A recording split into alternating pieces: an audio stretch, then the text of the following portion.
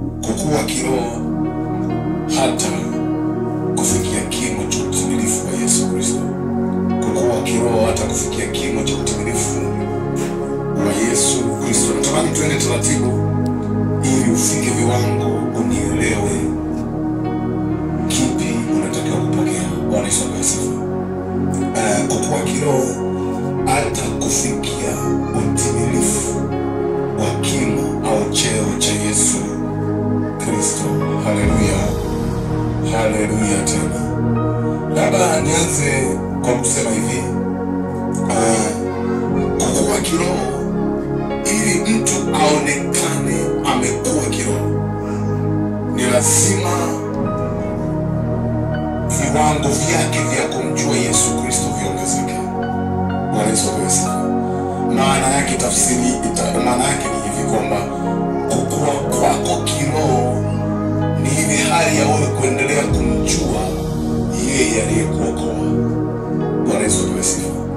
Kwa nini nimesema ni kuendelea kumjua yeye aliyekuokoa? Biblia inasema hivi, imani huja kwa kusikia neno la Kristo.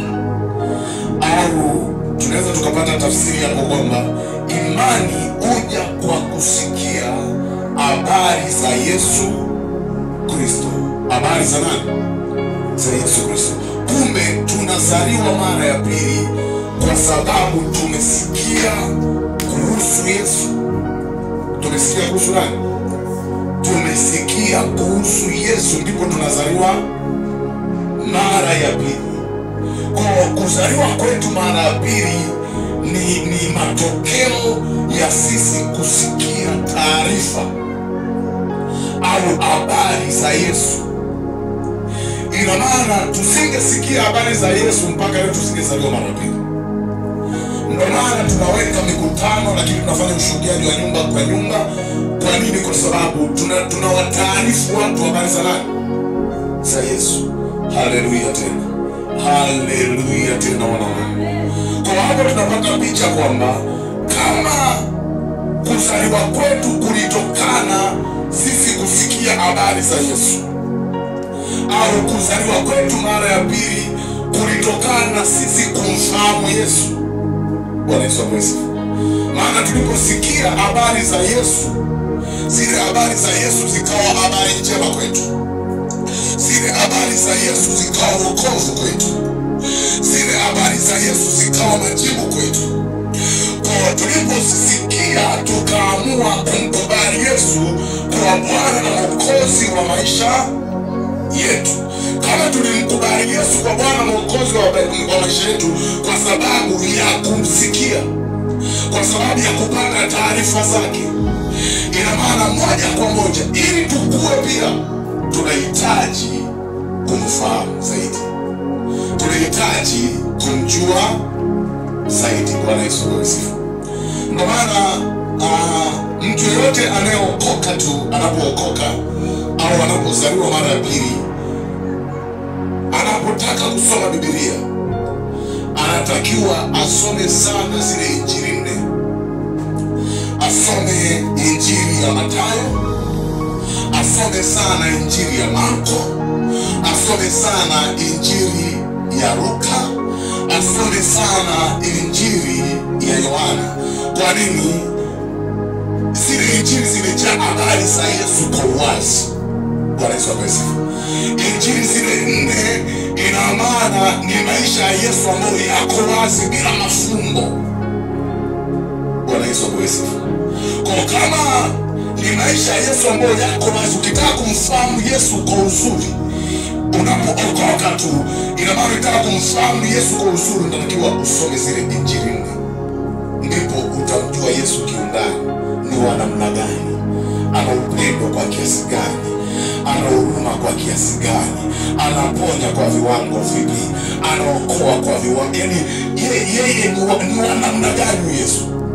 Kwa mfano, Zakayo aliposikia habari za Yesu akasema, ni kweli nisikia habari za Yesu, nataka nimuone huyu ni mtu wa namna gani, nimuone ni mtu wa namna gani. Kwa na wewe ukishaokoka sasa, ukitaka kumuona Yesu ni wa namna gani, soma hizo injili nne.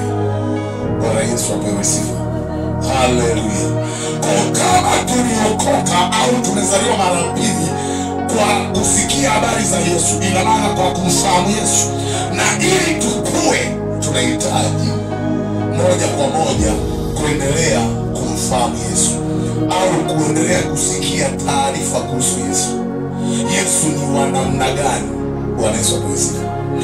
Kwa kadri tunavyoendelea kumjua Yesu, ina maana tunakuwa tunafanya nini? Tunakuwa kiroho. Jina la Bwana libarikiwe. Labda tusome kitabu kile cha waraka wa pili wa Petro 3:18 kama kuna mtu amepata. Waraka wa pili wa Petro 3:18 kama kuna mtu amepata, atatusaidia ili tusome hapo. Natamani tusome tena taratibu ili kila mtu akapate kila ambacho kinamstahili. Nani amepata nisomee?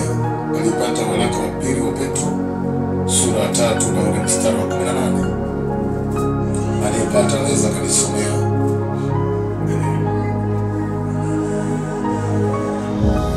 Wa pili wa Petro. Ndio. Biblia inasema ndio.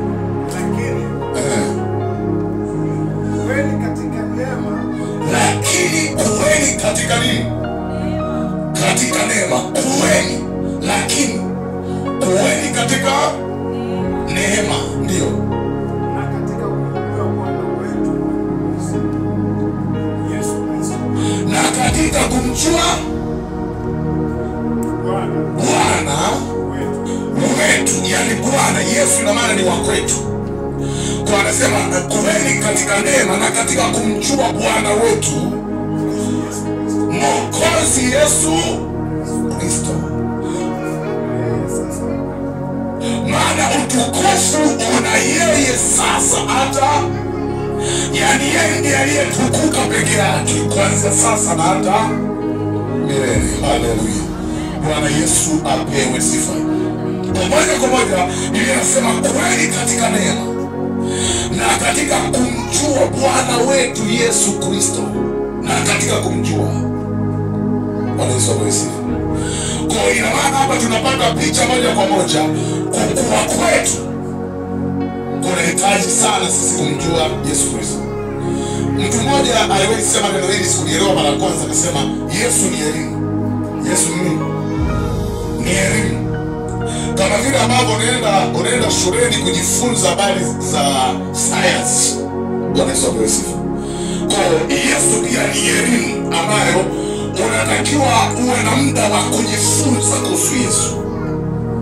Uwe na muda wa kujifunza kuhusu Yesu, kwa sababu kwa kadri unaendelea kujifunza kuhusu Yesu, ina maana unakuwa. Bwana Yesu apewe sifa. Kwa kadri unaendelea kujifunza kuhusu Yesu, ina maana unamjua.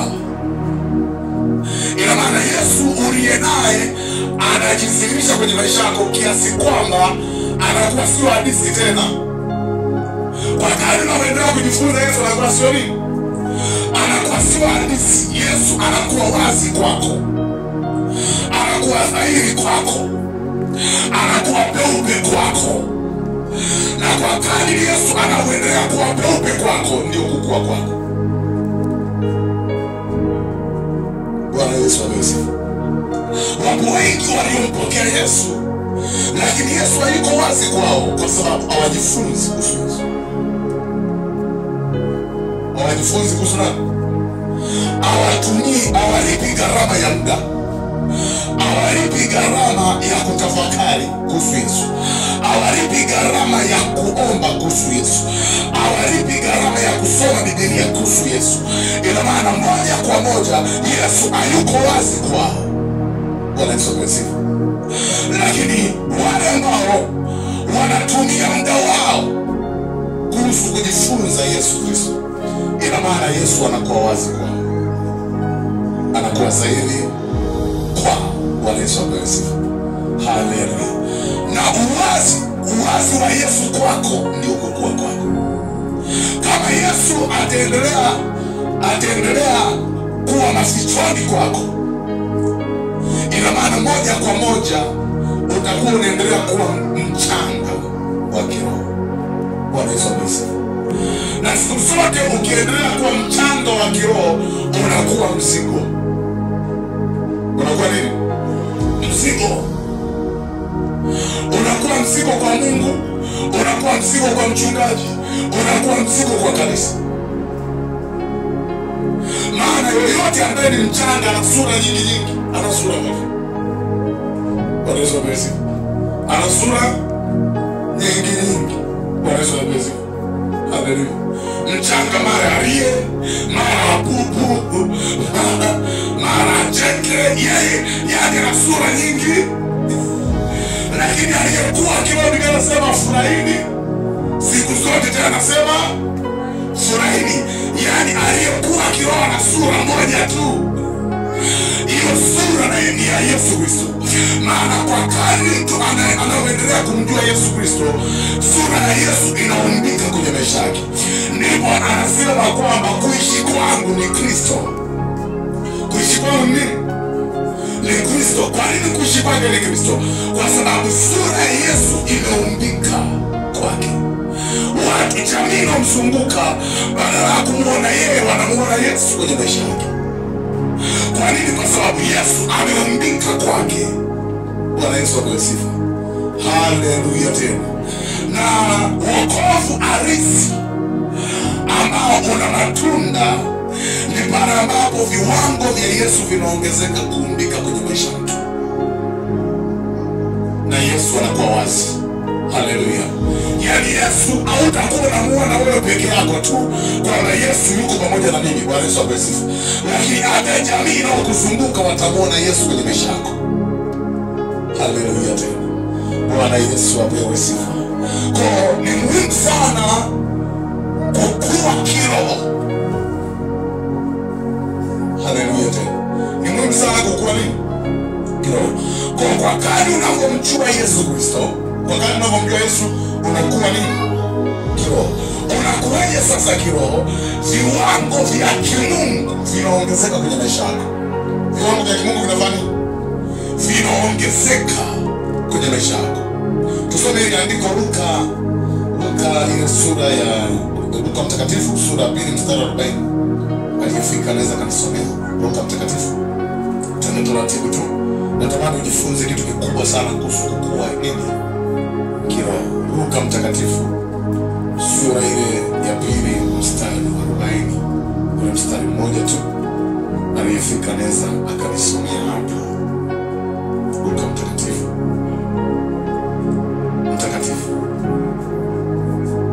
Ndio.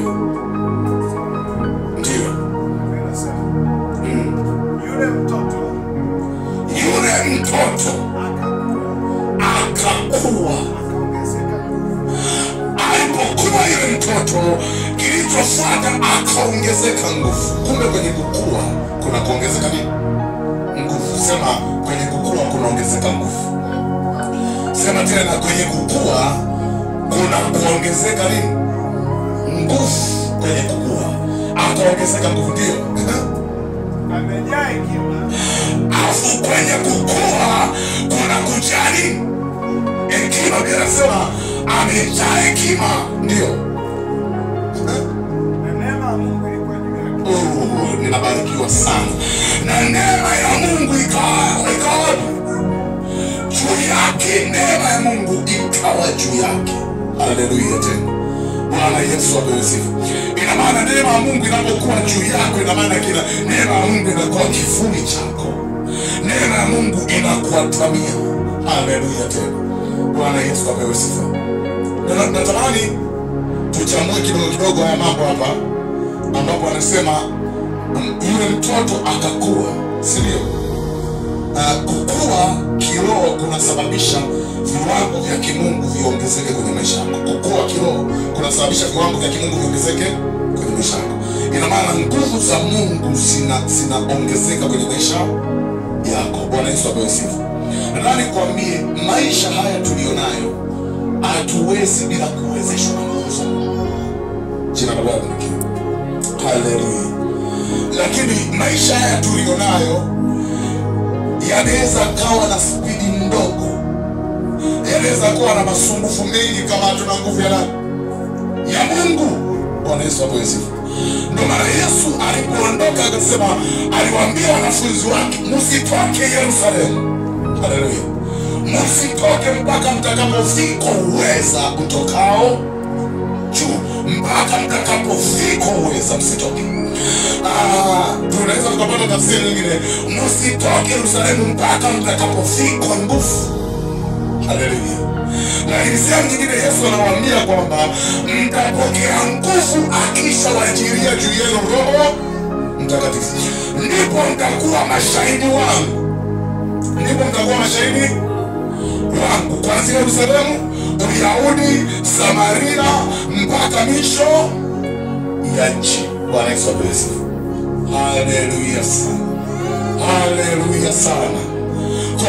Kwa moja tunapata picha kwamba kuna nguvu za kimungu zinaongezeka kwenye maisha yako. Haleluya.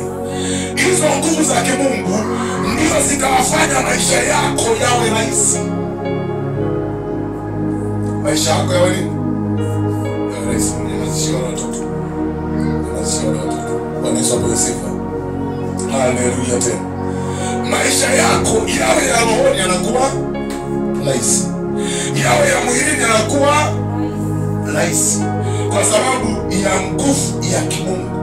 Ile nguvu ya Mungu inaweza inakufanya uende spidi. Bwana Yesu asifiwe. Yaani labda niseme hivi, hii dunia tulionayo ina spidi kuliko mnavyowaza. Hii dunia tulionayo ina spidi mno. Bwana Yesu asifiwe. Kwa kama hii dunia ina spidi kali, ina maana tunahitaji nguvu ya Mungu ili tuwe hatua nyingi mbele yake. Bwana Yesu asifiwe. Yaani tuwe hatua nyingi mbele yake. Niliwaisema hii dunia bila nguvu ya Mungu unaweza ukajikuta unaishi mwaka 1987 wakati tuko 2025 leo. Ukajikuta unaishi miaka 1987. Maisha yale ya zamani wewe ndio unaishi. Haleluya. Wakati wenzio wanaishi miaka ya leo, unaweza huko ukawa mwaka huu lakini unaishi miaka ya nyuma sana. Haleluya. Kwa nini? Kwa sababu dunia imekuzidi spidi. Haleluya.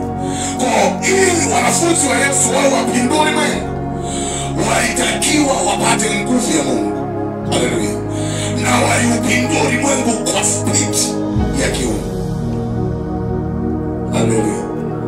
Dunia tulionayo kila kitu kinakuhitaji wewe. Si ndio? Yaani umeme kulipia unakuhitaji wewe. Maji kulipia unakuhitaji wewe. Ada ya watoto inakuhitaji wewe. Chakula chako na mavazi yako na watoto wako vinakuhitaji wewe. Yaani karibu kila kitu kinakuhitaji wewe. Kwa kama nguvu ya Mungu haipo kwenye maisha yako, niwewe kuambia kwamba utakula unachopata. Utakula unachopata, sio unachotaka. Kwa sababu nguvu ya Mungu haipo kwenye maisha yako. Kwa sababu dunia imeshakuacha. Dunia imeshakuacha. Yaani wenzio wanakuambia dunia ni kijiji, wanasema dunia ni bara la Afrika, ni kama bara. Yaani unaona dunia kubwa, wenzio wanaona dunia ndogo. Dunia ni ndogo, yaani wakati wewe daladala yako ni hizi rahisi kwenda wapi? Kwenda hapo Kilombero. Bwana Yesu asifiwe. Kwenda Suisa Munge. Daladala yako ni yes. Dunia sasa hizi daladala za watu ni ndege. Haleluya. Daladala za watu ni ndege. Yaani dunia inaweza ikakuacha kiasi kwamba wewe chini unaiona kwenye video wakati wenzio wamekanyaga chini. Haleluya. Yote haya yatapatikana tukikua kiroho. Bwana Yesu asifiwe. Haleluya. Yatapatikana tukifanya tukikua kiroho. Kama hatutakuwa kiroho, ina maana bado tutaishi maisha ya kizamani wakati tuko sasa. Tunahitaji nguvu ya Mungu ambayo itatufanya tuende kasi zaidi. Tuyafikie mahitaji yetu. Tuyafikie malengo yetu. tutimize maono yetu. Bwana Yesu asifiwe.